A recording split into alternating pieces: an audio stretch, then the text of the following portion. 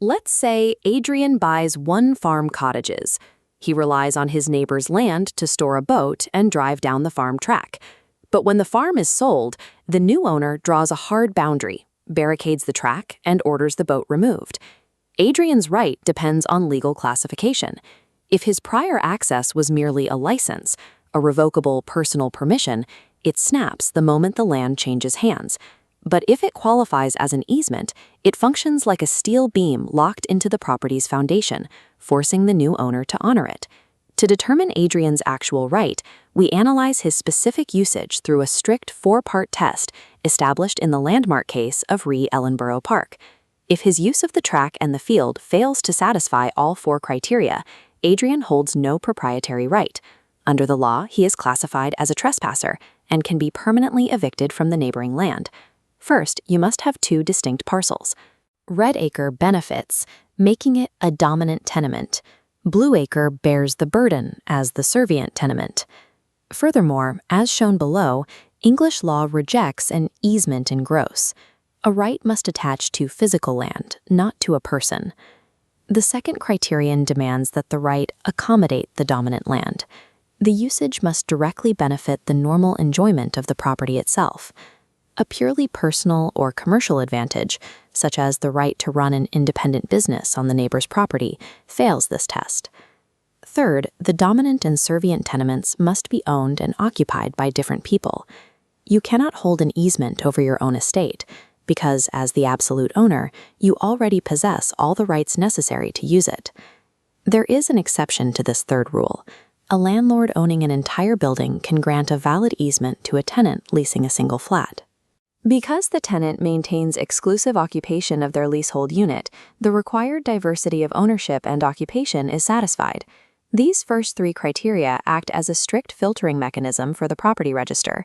They demand distinct plots, separate owners, and a direct benefit.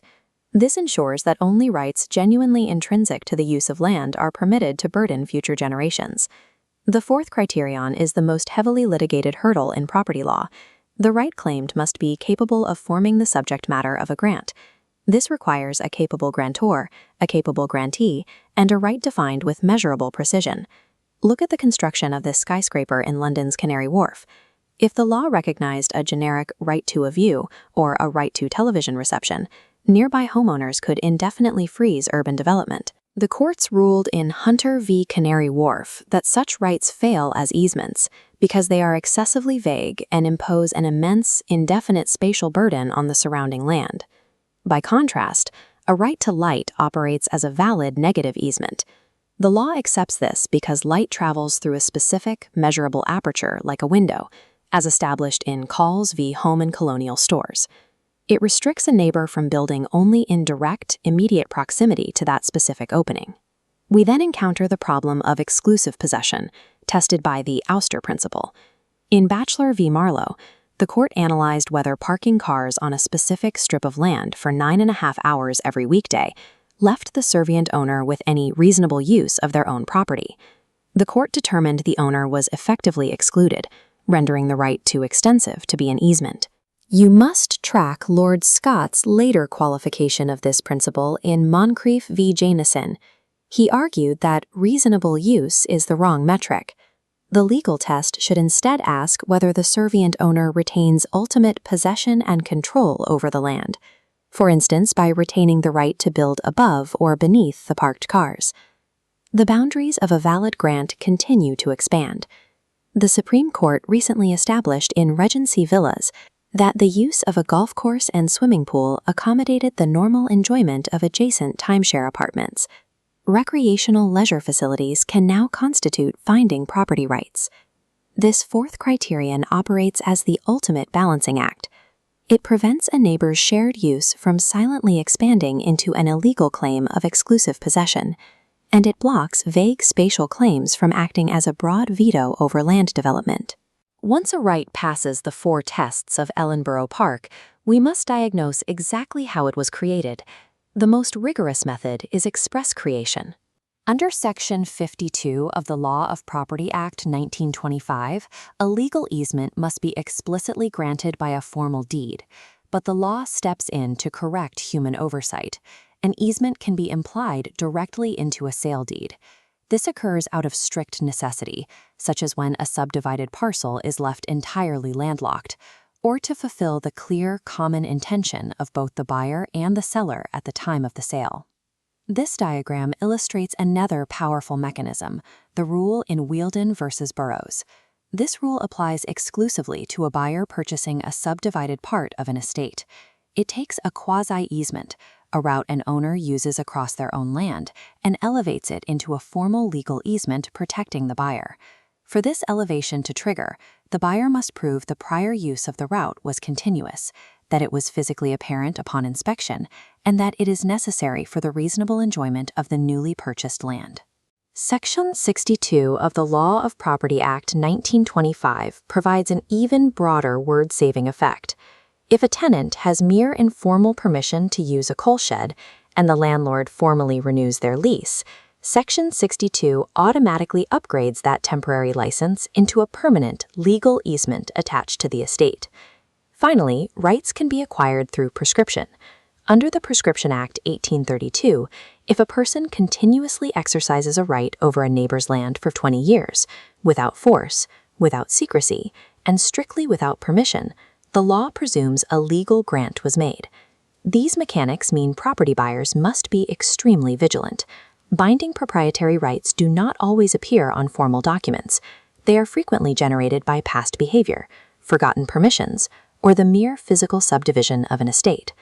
Identifying a valid easement and proving its method of creation serves no purpose if the right evaporates the moment the burdened land is sold. The final step is proving the right is enforceable against a third-party purchaser. Enforceability starts with the duration of the right. Section 1(2)(a) of the Law of Property Act 1925 states a legal easement must be granted for an interest equivalent to a fee simple absolute, meaning forever, or for a fixed term of years. If the duration is uncertain, the right is only equitable. For registered land, we apply strict statutory rules. Under Section 27 of the Land Registration Act 2002, an expressly granted easement must be completed by substantive registration on the servient title. If it is not registered, it fails to operate at law. Implied and prescriptive legal easements, however, exist off the register. They survive a sale through a statutory safety net, Schedule 3, Paragraph 3 of the LRA 2002. They bind the new owner as overriding interests, provided the right would have been obvious on a reasonably careful inspection, or the claimant can prove they exercised the right within the past year. Examiners deliberately test the gap between these frameworks. An expressly created equitable easement becomes void against a buyer if left unregistered, but an implied legal easement automatically survives the sale as a protected overriding interest. Enforceability is never an assumption. It is the strict mathematical result of properly diagnosing the exact method of the right's creation and running it through the registration mechanics of the LRA 2002. We can now apply these frameworks back to Adrian, starting with the footprint of the boat stored in his new neighbor's field. Applying the Batchelor v. Marlowe test, continuously storing a large physical object in that specific corner effectively ousts the servient owner. It leaves the neighbor without any reasonable use of that specific piece of land. The claim fails the fourth criterion of Ellenborough Park. It is not an easement, and the new owner can legally demand the boat's removal. The farm track yields a distinct legal result. Because Adrian's use of the track was continuous and apparent at the time he bought the freehold, that prior usage upgraded into an implied legal easement under the rule in Wealden v. Burroughs and Section 62. Because it is an implied legal easement, we run it through the enforceability rules of the LRA 2002. As a visibly used access route, it qualifies as an overriding interest. It successfully bypasses the register and legally binds the new farm owner. Adrian retains his right-of-way. True legal mastery of easements requires moving systematically. You must define the exact nature of the right, map the specific mechanics of its creation, and verify its statutory protection to determine ultimate enforceability and control over the land.